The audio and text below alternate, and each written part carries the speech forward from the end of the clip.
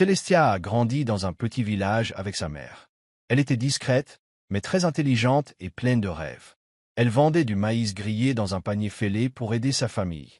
Les gens riaient lorsqu'elle disait qu'elle épouserait un jour un homme riche, mais elle leur a prouvé le contraire.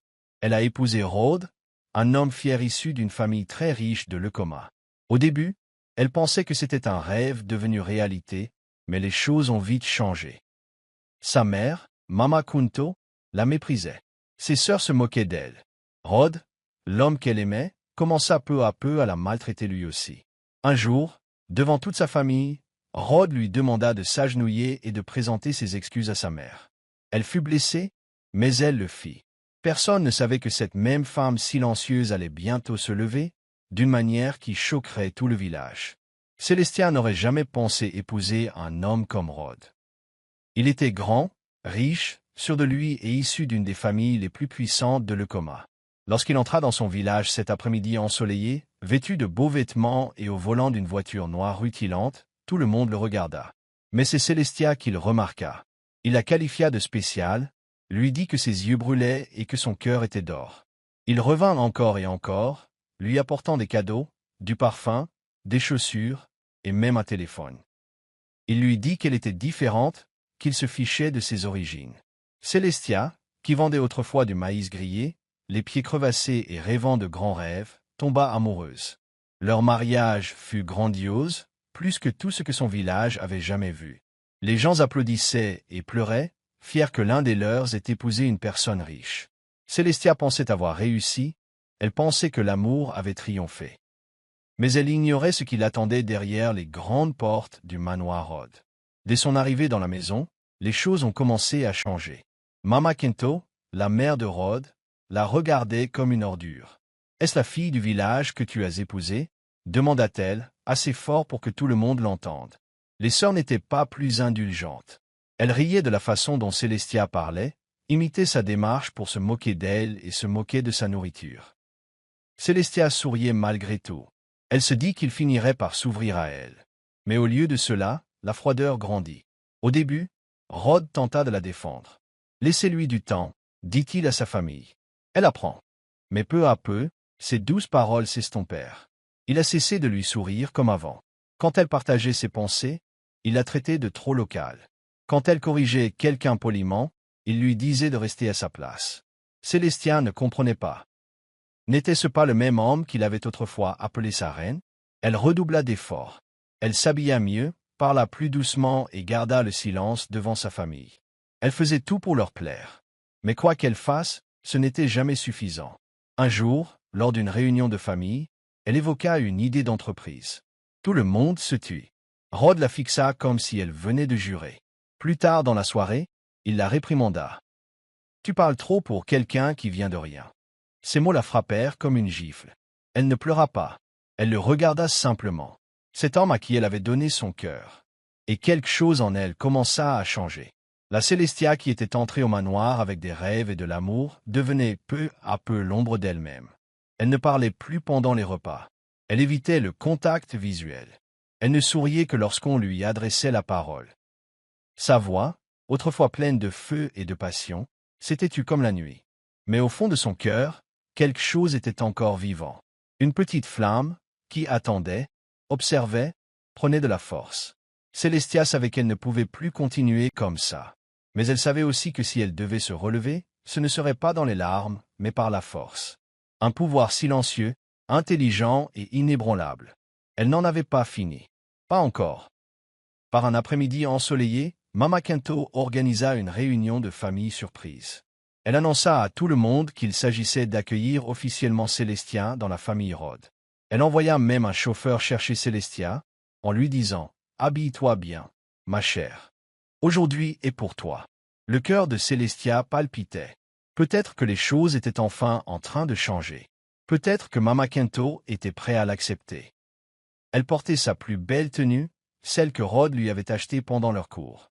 Elle se coiffa même d'une manière que ses sœurs avaient autrefois louée. Pour la première fois depuis des semaines, elle ressentit une lueur d'espoir. Mais dès qu'elle entra dans la grande salle, l'atmosphère changea. Toutes les places étaient occupées. Oncles, tantes, cousins, et même des amis de la famille. Tous vêtus de riches étoffes. Tous la fixaient comme si elle n'était pas à sa place. Le silence se fit à son entrée. Personne ne sourit. Personne n'applaudissait. Juste des regards froids et des murmures. Mama Kento se tenait là, un sourire faux. « Ah, notre Célestia est là, dit-elle d'une voix douce mais aiguë. Maintenant, nous pouvons commencer. » Célestia s'assit à côté de Rod. Mais même lui ne la regardait pas. Sa mâchoire était serrée. Ses doigts tapotaient la table. Quelque chose clochait. Puis Mama Kento prit la parole.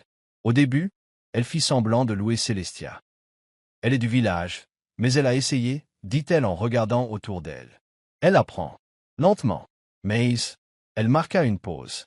Certaines personnes oublient de faire preuve de respect. Look her, de Celestia fit on bond. Puis Rod se leva. Ça suffit, dit-il d'une voix forte. Je me suis tu trop longtemps. Célestia se tourna vers lui, perplexe. De quoi parles-tu? Il la regarda avec des yeux qu'elle reconnut à peine. Tu as manqué de respect à ma mère. 2 fois. Une fois, quand tu as répondu. Et une autre fois, quand tu as refusé de cuisiner pour ses invités.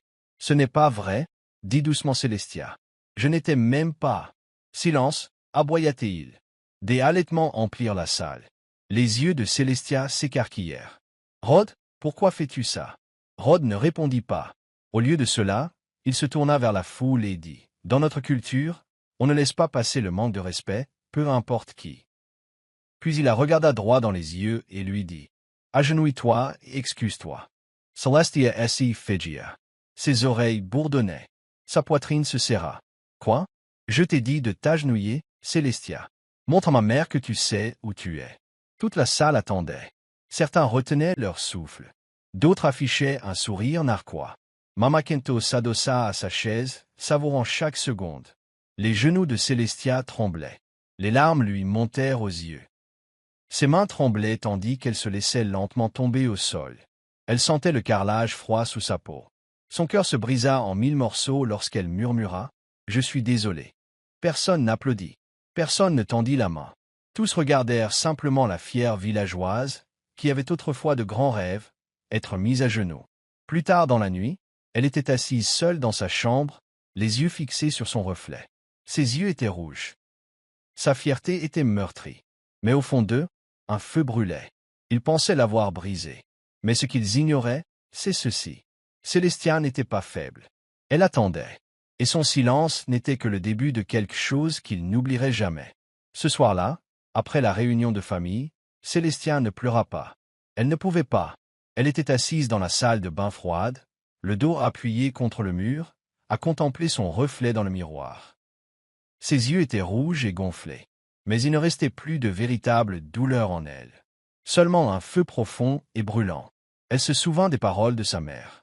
Une femme peut s'agenouiller, lui avait dit sa mère quand Célestia était plus jeune, mais seulement pour s'élever plus haut qu'avant.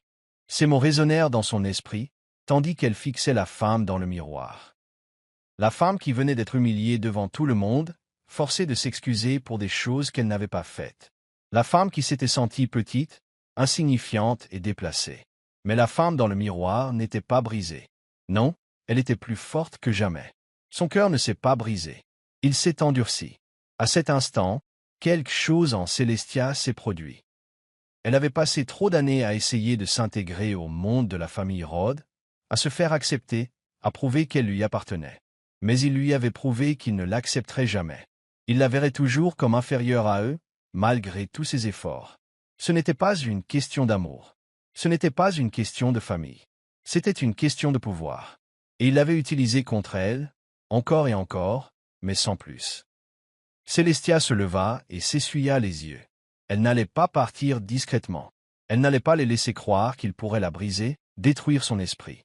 Elle partirait, certes, mais elle partirait avec sa dignité intacte. Et elle veillerait à ce que la famille Rod ne l'oublie jamais. Elle prit une décision. Il était temps de riposter. Les jours suivants, Célestia ne parla pas beaucoup à Rod. Elle vaqua à ses tâches quotidiennes, cuisiner, faire le ménage, la tête basse. Mais intérieurement, son esprit s'emballait. Elle ne pouvait pas partir sans leur faire comprendre. Il l'avait humiliée, traitée comme une servante, comme si elle était inférieure à eux. Il l'avait forcée à s'agenouiller, mais elle se relèverait. Elle a contacté Ejiro, son ami d'enfance, la seule personne en qui elle avait confiance. Ejiro n'était pas seulement un avocat. C'était un stratège numérique, quelqu'un qui savait comment faire le buzz. Célestia lui expliqua tout. L'humiliation, la fraude qu'elle avait entendue, les sombres secrets cachés dans l'entreprise familiale Rod. Ejiro n'y pose pas de questions. Il s'est mis au travail. Célestia savait que ce ne serait pas facile. Rod riposterait. Mama Keto veillerait à ce qu'elle reste silencieuse. Mais Célestia n'avait plus peur. Elle en avait assez de suivre leurs règles. Elle a commencé à rassembler tout ce qu'elle pouvait. Le document. L'enregistrement secret. Les preuves de corruption que Rod et sa famille avaient tant cherché à dissimuler. Elle savait qu'il faudrait du temps pour tout rassembler. Mais elle était patiente. Elle attendrait. Elle observerait et apprendrait. Et quand le moment serait venu, elle frapperait. Chaque jour, elle faisait comme si tout était normal. Elle souriait à Rod, cuisinait pour sa famille et faisait ce qu'on attendait d'elle. Mais au fond d'elle, elle se préparait à la guerre. La famille Rod n'avait aucune idée de ce qui l'attendait. Ils pensaient l'avoir brisée. Ils pensaient l'avoir vaincue. Mais ils avaient tort. Célestia n'était plus la femme qui était entrée chez eux, pleine d'espoir et désireuse de plaire. C'était une femme déterminée. Une femme qui n'avait plus rien à perdre, mais tout à gagner. Et le moment venu, elle leur montrerait la puissance d'une femme qui s'élève. Célestia savait qu'elle ne pouvait pas partir comme ça. Elle devait faire comprendre à la famille Rod la douleur qu'il lui avait causée. Elle élabora donc un plan. Un plan qui les frapperait là où ça faisait le plus mal. Leur fierté et leur réputation. La première personne vers laquelle Célestia tendit la main fut Ejiro. Ejiro était son ami d'enfance. Quelqu'un en qui elle avait une confiance absolue. C'était un avocat. Mais plus que cela, il avait un esprit vif pour les stratégies numériques. Il savait comment vaincre même les plus forts avec les informations les plus justes. Célestia expliqua tout à Ejiro. Elle lui raconta les années d'humiliation qu'elle avait subies chez les Rod. La façon dont il la traitait comme si elle n'avait rien à faire. Les choses cruelles qu'il disait dans son dos. Et la façon dont il l'avait forcée à s'agenouiller devant eux. Elle lui révéla également les secrets qu'elle avait entendus. Les activités illégales dans lesquelles la famille Rod était impliquée, les contrats frauduleux que Mama Kento avait falsifiés pour voler de l'argent, et les mensonges sur lesquels Rod avait bâti sa fortune. Ejiro n'hésita pas. Il commença immédiatement à travailler avec Célestia. Ensemble, ils ont commencé à rassembler des preuves, des images, des enregistrements audio, et des documents prouvant tout ce qu'elle avait enduré. Il ne s'agissait pas seulement de vengeance. Il s'agissait de révéler la vérité que la famille Rod cachait depuis si longtemps. Ils commencèrent par le secret d'affaires caché.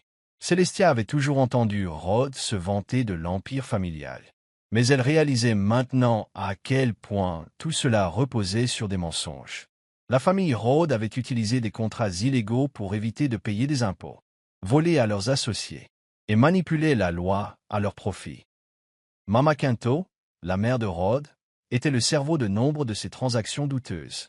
C'est elle qui falsifiait les signatures, dissimulait les crimes et veillait à ce que personne ne connaisse la vérité. Célestia se souvenait aussi de la façon dont il l'avait traitée. Il l'avait humiliée de toutes les manières possibles. Des moqueries sur son accent au traitement d'inconnus. Il ne l'avait jamais vraiment acceptée. Il était désormais clair pour Célestia qu'ils ne la voyaient que comme une servante dans leur grande demeure. Le plan qu'ils avaient élaboré était simple mais puissant. Célestia et Ejiro utiliseraient les preuves rassemblées pour révéler les secrets de la famille Rod. Ils savaient qu'il fallait les frapper là où ça ferait le plus mal, leur statut et leur fierté. La famille Rod avait bâti sa richesse et son pouvoir sur le mensonge et la manipulation. Si le monde découvrait la vérité, sa réputation serait ruinée. Mais Célestia ne voulait pas seulement leur faire du mal. Elle voulait leur montrer qui elle était devenue. Elle voulait qu'ils comprennent qu'ils ne pourraient jamais la briser. Ils l'avaient forcée à s'agenouiller, mais maintenant elle se relèverait. Célestia n'était plus la femme discrète qu'ils avaient sous-estimée. Elle était une force sur laquelle il fallait compter. Et bientôt, le monde entier connaîtrait son histoire. Il connaîtrait la vérité sur la famille Rod, et sur la femme qu'ils avaient tenté d'écraser. Célestia savait qu'elle ne pouvait pas laisser la famille Rod voir sa douleur. Ils pensaient l'avoir brisée en la forçant à s'agenouiller. Mais ils avaient tort. Au lieu de réagir avec colère ou tristesse, Célestia décida de jouer le jeu. Elle faisait comme si rien n'avait changé. qu'elle était toujours la même femme tranquille qu'ils avaient toujours sous-estimée. Chaque jour, elle vaquait à ses occupations. Cuisiner, nettoyer, et sourire malgré les insultes. La famille Rhodes la voyait faire tout ce qu'elle faisait toujours, sans se douter qu'au fond, elle préparait quelque chose de bien plus grand qu'ils ne pouvaient l'imaginer. Ils pensaient l'avoir épuisée, qu'elle n'était qu'une servante dans leur grande demeure. Mais Célestia était loin d'être brisée. Elle savait qu'elle devait rester calme, rester inaperçue pour l'instant. Ils la croyaient simplement passive, obéissant toujours à leurs ordres. Mais en réalité, elle se préparait silencieusement au moment où elle frapperait. Derrière les portes closes, elle commença à rassembler les preuves nécessaires pour les faire tomber. Célestia en avait suffisamment entendu au fil des ans pour savoir à quel point la famille Rhodes était corrompue. Elle avait vu comment Mama Kento manipulait l'entreprise à son avantage. La façon dont ils utilisaient leur fortune pour contrôler tout leur entourage. Elle avait entendu leurs conversations sur les transactions foncières, l'évasion fiscale et les pratiques commerciales douteuses. Elle en avait maintenant la preuve. Petit à petit, Célestia rassembla tout ce qu'elle put. Elle prit des copies de dossiers commerciaux confidentiels, des documents qui révéleraient les activités illégales de la famille Rhodes. Elle a rassemblé des documents juridiques prouvant qu'ils avaient évité de payer des impôts pendant des années, comment ils avaient volé leurs partenaires, et comment Mama Kento avait signé de faux contrats pour s'approprier des terres qui ne lui appartenaient pas. Elle trouva même une confession signée de Mama Kento elle-même, avouant des complots d'accaparement de terres qui avaient porté préjudice à des innocents. Alors que la famille Rhodes la prenait pour une simple épouse docile et obéissante, Célestia devenait bien plus forte. De femme humiliée, elle était devenue une femme capable de tout leur prendre. Célestia savait que le moment viendrait où elle devrait agir. Mais pour l'instant, elle gardait la tête basse et continuait à jouer son rôle d'épouse dévouée. Elle savait que si elle éveillait le moindre soupçon, il pourrait l'arrêter avant qu'elle puisse terminer ce qu'elle avait commencé. Ainsi, le visage calme et les mains assurées, elle accomplissait sa tâche. Elle souriait à la famille de Rhodes lorsqu'ils l'insultaient. Elle leur préparait à manger, nettoyait leur maison et faisait tout ce qu'ils attendaient d'elle. Mais chaque action, chaque geste s'inscrivait dans un plan plus vaste. Et bientôt, la famille Rhodes allait comprendre que la femme qu'ils avaient tenté de contrôler n'était plus la même. Célestia s'apprêtait à reprendre tout ce qu'ils lui avaient volé, et plus encore. Le jour du banquet annuel de Thanksgiving de la famille Rhodes arriva. C'était un grand événement, toujours retransmis à la télévision pour le plus grand plaisir du monde. La famille appréciait l'attention, le glamour et les compliments. Mais cette année, les choses allaient être différentes. Cette année, c'était au tour de Célestia de prendre la parole. Tandis que les invités discutaient et que les caméras tournaient, Célestia se leva silencieusement, le cœur calme, mais l'esprit concentré. Elle préparait ce moment depuis des semaines, et il était temps pour la famille Rhodes d'entendre enfin sa vérité. « Merci à tous pour l'invitation », commença-t-elle d'une voix calme mais ferme. Le public, y compris Rhodes et sa famille, tourna son attention vers elle. Il n'avait aucune idée de ce qui allait se passer. « J'ai une histoire à raconter. » Continua Célestia, une histoire de mensonges, d'insultes et de manipulations. Tout le monde dans la salle se tut. Le visage de Rhodes pâlit. Mama Kento, assise fièrement à côté de lui, haussa un sourcil, pensant que Célestia allait lui exprimer sa gratitude. Mais ce n'était pas un discours de remerciement, c'était une confession. Célestia prit une grande inspiration, puis commença à tout révéler. Elle parla des nombreuses fois où la famille de Rhodes l'avait insultée, moquée de la cause de son accent et lui avait dit qu'elle n'était pas assez bien pour leur riche famille. Elle expliqua comment Mama Kento l'avait traitée comme une servante, comment Rhodes lui avait autrefois promis de l'amour, mais qu'il avait peu à peu changé, devenant comme sa mère. La salle était tendue, mais Célestia n'avait pas fini. Elle fouilla dans son sac et en sortit plusieurs documents. Le public resta bouche bée lorsqu'elle commença à lire à voix haute, montrant les preuves de leurs crimes. Elle parla de fraude, d'évasion fiscale et de terres volées. Preuve que la famille Rhodes cachait des activités illégales depuis des années. Tout en parlant, Célestia montra les reçus. Tout était là. Contrats, relevés bancaires, et même les aveux de Mama Kento selon lesquels elle avait volé des terres à des villageois innocents. La famille Rhodes était démasquée. Le chaos éclata. Rhodes bondit sur ses pieds, criant à Célestia d'arrêter. Il tenta de lui arracher le micro, mais il était trop tard. Célestia avait déjà tout mis en ligne pour que le monde entier puisse le voir. Les images ont rapidement été partagées sur les réseaux sociaux et se sont répandues comme une traînée de poudre. En quelques minutes, les médias s'en sont emparés. Partout, on a commencé à parler de l'acte de Celestia. La réputation, la richesse et le pouvoir de la famille Rhodes se sont effondrés sous leurs yeux. Mama Kunto s'est évanouie sous le choc. Elle n'aurait jamais cru que Celestia aurait le courage de riposter. Rhodes resta figé, incrédule, le visage rouge de colère et de gêne. Mais il ne pouvait plus rien faire. La vérité avait été révélée. Alors que la salle sombrait dans le chaos, Celestia descendit calmement de scène. Elle avait dit tout ce qu'elle avait à dire. Après un dernier regard vers Rhodes, elle se retourna et s'éloigna. Tout le pays la regardait.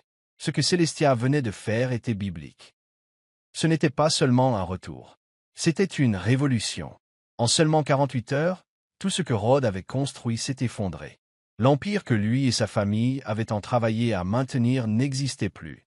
Les banques gelaient leurs comptes. L'argent qu'ils pensaient devoir les protéger était désormais inutile. Des agents du gouvernement ont commencé à enquêter, fouillant dans leurs affaires corrompues, leurs contrats illégaux et les vérités cachées révélées par Celestia. Les tabloïds se sont déchaînés, publiant tous les détails choquants sur les mensonges et les escroqueries de la famille Rhodes. Les gros titres ont crié au scandale, révélant les sombres secrets des familles riches. Pendant ce temps, Celestia avait disparu. Sans un mot, elle avait disparu de leur vie. Elle n'avait pas besoin de dire au revoir. C'était inutile. Le mal était fait, et elle n'avait pas besoin de rester pour le voir se dérouler. Celestia avait déjà délivré son message, haut et fort. Rhodes, lui, était désespéré. Il essayait de l'appeler, encore et encore. Sa voix était pleine de regrets, son cœur empli de panique. Mais il n'y eut aucune réponse. Celestia l'avait complètement coupé des autres. Il avait détruit tout ce qu'il possédait, et maintenant il en payait le prix. Aucun appel ni aucune supplication n'ont pu réparer son acte. Mama Kunto, la femme qui se croyait intouchable, n'allait pas mieux. Elle s'est connectée à Internet pour implorer la clémence et demander pardon au public. « S'il te plaît », a-t-elle supplié dans une vidéo. « J'ai fait une erreur. Je n'ai jamais voulu que cela arrive. S'il vous plaît, soyez indulgents envers nous. » Mais il était trop tard. Le monde avait vu la vérité. Les gens étaient en colère et n'allaient pas lui pardonner, ni à sa famille, tous les mensonges qu'ils avaient cachés. Le karma avait déjà fait son œuvre. La famille Rhodes, qui avait autrefois méprisé les autres, était désormais au plus bas. Leur richesse et leur pouvoir avaient disparu, et ils n'avaient d'autres coupables qu'eux-mêmes. La famille qui avait traité Celestia comme une moins que rien, qui l'avait humiliée, était maintenant exposée à sa propre tromperie.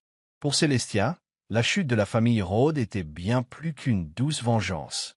C'est à ce moment-là qu'elle comprit qu'elle était plus forte que jamais. Elle n'avait plus besoin de rester là, à les regarder s'effondrer.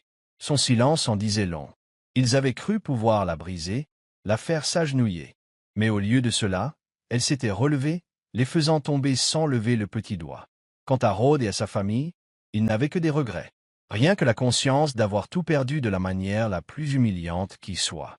Ils avaient été les puissants, mais maintenant ils étaient tombés. Et Celestia, elle, était déjà passée à autre chose, les abandonnant à leur désordre tandis qu'elle entamait sa nouvelle vie la tête haute. 3 mois après la chute de la famille Rhodes, Celestia n'était plus la femme silencieuse et brisée qu'elle connaissait autrefois. Elle était devenue un symbole de force, et sa vie était désormais pleine d'espoir et de sens. Au lieu de rester dans l'ombre, elle s'est tournée vers la lumière et a créé quelque chose de puissant. La Fondation Phoenix. Ce n'était pas seulement une entreprise. C'était un lieu où les femmes victimes de violences psychologiques, notamment dans les familles aisées, pouvaient trouver soutien et aide. La fondation de Celestia est rapidement devenue un refuge pour de nombreuses femmes qui avaient vécu la même chose qu'elle, se sentant piégées, réduites au silence et maltraitées par les puissants. La fondation Phoenix leur a offert un moyen de se relever, tout comme Celestia. Elle a utilisé sa propre douleur pour aider les autres à guérir. Son histoire ne s'est pas arrêtée là. Celestia est devenue une voix pour les femmes du monde entier, racontant son parcours lors d'interviews télévisées. Elle a expliqué comment elle avait transformé ses difficultés en force et comment n'importe quelle femme pouvait en faire autant. Elle est devenue un modèle, inspirant des millions de personnes à travers l'Afrique. Ses mots ont touché les cœurs et son histoire a redonné espoir à ceux qui pensaient ne pouvoir échapper à leur situation. Mais Célestia ne s'est pas contentée d'interviews. Elle a écrit un livre, un best-seller, où elle a partagé chaque détail de sa vie, les bons comme les mauvais moments, et les moments qui ont tout changé. Ce livre est devenu un guide pour beaucoup, leur apprenant à s'affirmer et à trouver leur propre force. Ce n'était pas qu'un livre. C'était un message au monde. Personne ne devrait jamais se sentir impuissant. À mesure que sa fondation grandissait, son influence grandissait également. Célestia est devenue plus qu'une simple survivante d'abus. Elle est devenue un mouvement. Elle a montré au monde que, peu importe d'où l'on vient, peu importe ce que l'on tente de faire pour nous briser, on peut toujours se relever. Tel un phénix, elle était née de ses cendres, plus forte que jamais. Sa vie, autrefois remplie d'humiliation et de silence, était désormais pleine de puissance et de sens. Les femmes qui se sentaient jusque-là invisibles avaient désormais un modèle à suivre. Elles voyaient Célestia et se disaient « Si elle peut s'élever, moi aussi ». Son message se répandit sur tout le continent, et bientôt, le monde entier connut son nom. Célestia était passée de la femme forcée de s'agenouiller à celle qui aidait les autres à s'élever. Elle avait transformé sa douleur en pouvoir, et son histoire n'était plus seulement la sienne. C'était l'histoire de tous. Et sous les yeux du monde entier, ils ont réalisé quelque chose d'important. En refusant de se laisser abattre, on peut laisser un héritage qui inspirera les générations futures. Lors d'une grande conférence à Abuja, Rod était assis tranquillement au dernier rang, le cœur lourd de regrets. La salle était remplie de personnes qui avaient réussi, mais son regard était rivé sur une seule personne, Célestia. Elle était sur scène, resplendissante dans une magnifique tenue blanche et or. Sa présence était calme et pourtant puissante. Sa façon de parler, pleine d'assurance et de grâce, a laissé tout le monde bouche bée. Elle n'était plus la femme brisée qu'il avait connue. Elle était devenue bien plus grande. Tandis que Célestia poursuivait son discours, Rod ne pouvait la quitter des yeux. La douleur de leur passé l'envahit, mais aussi une profonde admiration. Il se souvenait de la femme qu'il avait humiliée, de celle qu'il avait forcée à s'agenouiller devant sa famille. Mais maintenant, elle se tenait droite, plus forte qu'il ne l'avait jamais vue. Sa voix résonnait d'autorité, et il était clair qu'elle était devenue une leader, quelqu'un qui avait trouvé son pouvoir et l'utilisait pour changer des vies. Puis, leurs regards se croisèrent. À cet instant, tout autour d'eux sembla disparaître. Rod ressentit une vague d'émotions, culpabilité, honte et regret. Il ne s'était jamais attendu à cela. Il n'aurait jamais imaginé que Célestia, la femme qu'il avait maltraitée, s'élèverait si haut. Et pourtant, elle était là. Non seulement elle survivait, mais elle prospérait. Ses yeux étaient remplis de larmes. Non seulement parce qu'il l'avait perdue, mais aussi parce qu'il avait pris conscience du genre d'homme qu'il avait été. Il avait laissé son orgueil et son ego l'aveugler. Il avait laissé la manipulation de sa mère et ses propres insécurités blesser la femme qu'il avait aimée. Il la voyait désormais devenir un symbole de force et de résilience. Et il savait qu'il avait contribué à sa souffrance. Alors que Célestia terminait son discours, elle quitta la scène, passant devant Rod. Il était toujours assis là, incapable de bouger, le cœur lourd de remords. Elle ne le regarda pas. Elle ne dit pas un mot. Elle passa simplement devant lui, d'un pas assuré et assuré. Rod sentit quelque chose se briser en lui. Il comprit à cet instant toute la gravité de son geste. Il l'avait fait s'agenouiller, mais elle avait marqué l'histoire. Elle avait transformé tout ce qu'il lui avait fait subir en une puissante histoire de survie et de triomphe. Et tandis qu'elle s'éloignait, il savait que, quoi qu'il arrive, il ne parviendrait jamais à effacer le passé. Mais il savait aussi que Célestia avait trouvé la paix. Et finalement, c'était plus que ce qu'il pourrait jamais lui enlever.